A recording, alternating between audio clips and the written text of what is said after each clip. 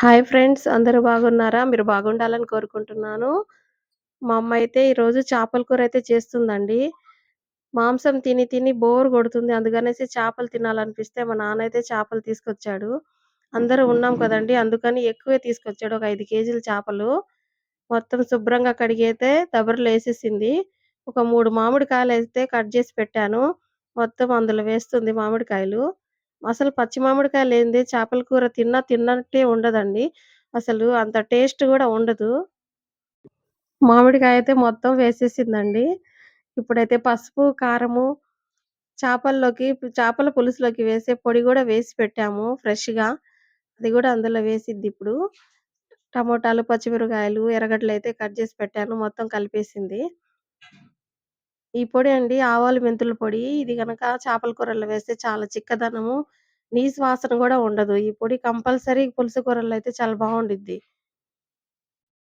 కారమైతే ఎర్రగా పట్టించి పెట్టింది.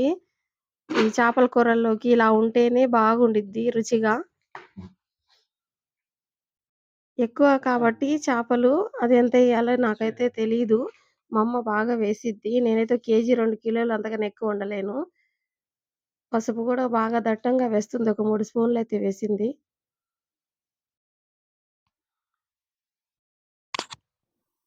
ఉప్పు గూడా వేసుకుంటుంది.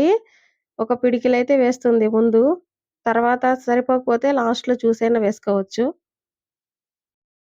అలాగే చివర్లో నూనె వేస్తుంది. మా అమ్మ ఈ విధంగా చేత్తో కొలత పెట్టుకొని వేసిద్దండి. మేమైతే స్పూన్‌లతోనో లేదంటే గ్లాస్‌కేసుకుంటాము. ఆమె చేత్తో సుమారు తెలిసిపోయిద్ది ఆమెకి. ఎన్ని కేజీల చేపలకి ఎంత వేయాలనేది. ఆ విధంగా ఏసిద్ది మొదటి నుంచి కూడా.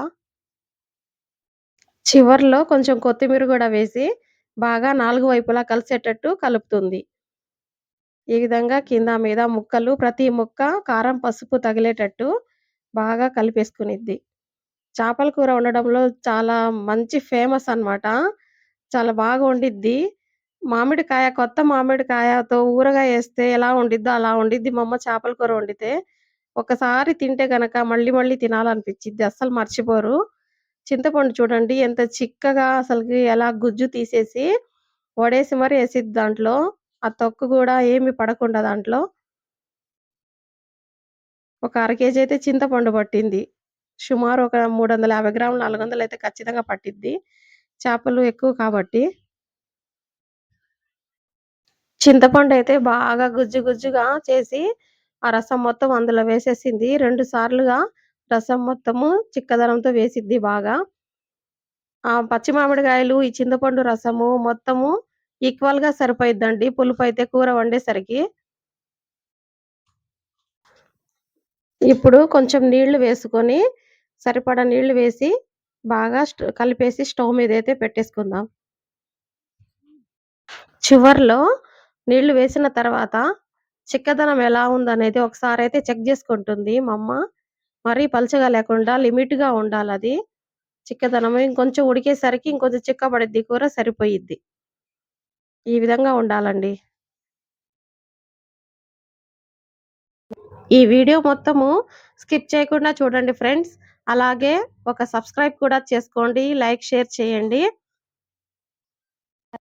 ఈ వీడియోని లైక్ చేసి షేర్ కూడా చేయండి ఫ్రెండ్స్.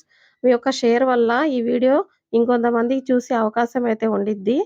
తప్పకుండా షేర్ చేయండి. ఎప్పుడు ఇంట్లో నా చేత్తో నేను చేసుకొని తిని తిని చాలా బోర్ అయితే కొట్టింది ఫ్రెండ్స్.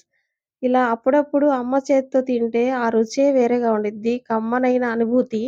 మీరు గూడా ఇలాంటి అనుభూతి ఎప్పుడైనా పొందారా ఫ్రెండ్స్? మీరు ఇలాంటి అనుభూతి పొందితే గనక తప్పకుండా కామెంట్ బాక్స్‌లో అయితే కామెంట్ అయితే చేయండి. నేను మాత్రము అమ్మ వాళ్ళ ఇంటికెళ్తే గనక అసలు పని చెయ్యను.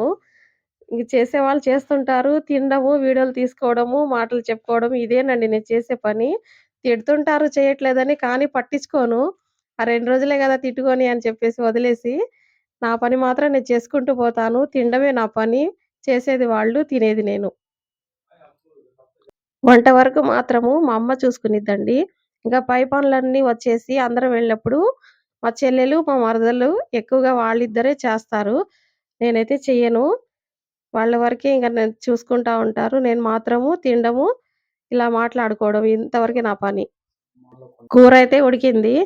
రెడీ అయిపోయిందండి చేపల కూర చూడండి. ఇప్పుడైతే కొంచెం వేడిగా ఉన్నప్పుడు ఆ కొత్తిమీర గనక దాని మీద చల్లేసి మూత పెట్టేస్తే, ఆ సువాసన మొత్తము కూరకి స్ప్రెడ్ అయిపోయి చాలా టేస్ట్‌గా వచ్చేసిద్ది. ఇంతేనండి సింపుల్ చేపల పులుసు. అమ్మ చేతి వంట ఇది. Please subscribe friends.